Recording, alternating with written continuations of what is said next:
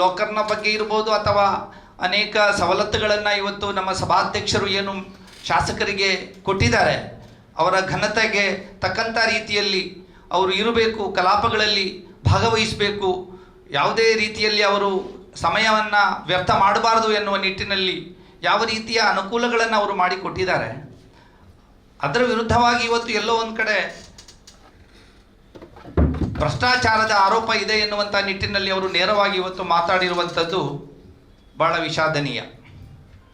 ದಕ್ಷಿಣ ಕನ್ನಡ ಜಿಲ್ಲೆಯ ಒಬ್ಬ ಶಾಸಕರಾಗಿ, ದಕ್ಷಿಣ ಕನ್ನಡ ಜಿಲ್ಲೆಯ ಇನ್ನೊಬ್ಬ ಸಭಾಧ್ಯಕ್ಷರಾಗಿ ಕಾರ್ಯನಿರ್ವಹಿಸುತ್ತಿರುವಂಥವರ ವಿರುದ್ಧವಾಗಿ ಈ ರೀತಿ ದಾಖಲೆ ರಹಿತವಾಗಿ ಆರೋಪ ಮಾಡಿರುವಂಥದ್ದು ಗಂಭೀರವಾದಂಥ ವಿಚಾರ. ವಿಧಾನಸಭಾ ಅಧಿವೇಶನ ಸಂದರ್ಭಗಳಲ್ಲಿ ಶಾಸಕರುಗಳು ವಿಧಾನಸಭಾ ಕಲಾಪಗಳಲ್ಲಿ ಅತಿ ಹೆಚ್ಚು ಸಮಯ ಭಾಗವಹಿಸಬೇಕು.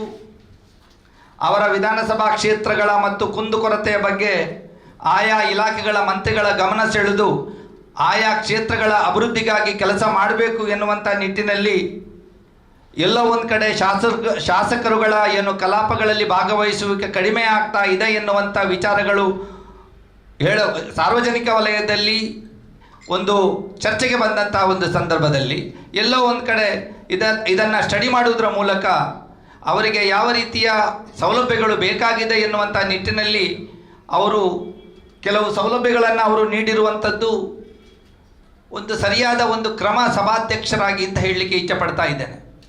ಬೆಳಿಗ್ಗೆ ಅಧಿವೇಶನ ಸ್ಟಾರ್ಟ್ ಆದರೆ ಮಧ್ಯರಾತ್ರಿ ತನಕ ಅಧಿವೇಶನ ಇರ್ತದೆ. ಮನುಷ್ಯರಾಗಿ ನೀವು ಕೂಡ ಈ ಕಲಾಪಗಳಲ್ಲಿ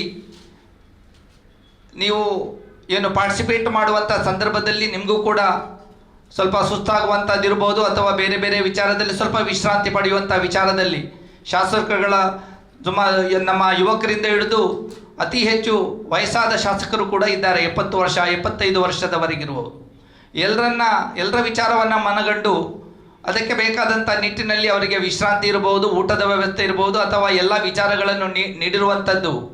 ಅದನ್ನು ನೀವು ಎಂಜಾಯ್ ಮಾಡಿದ್ರಿ ಆ ಸಂದರ್ಭದಲ್ಲಿ. ಆಗ ಯಾಕೆ ನೀವು ಮಾತಾಡಲಿಲ್ಲ?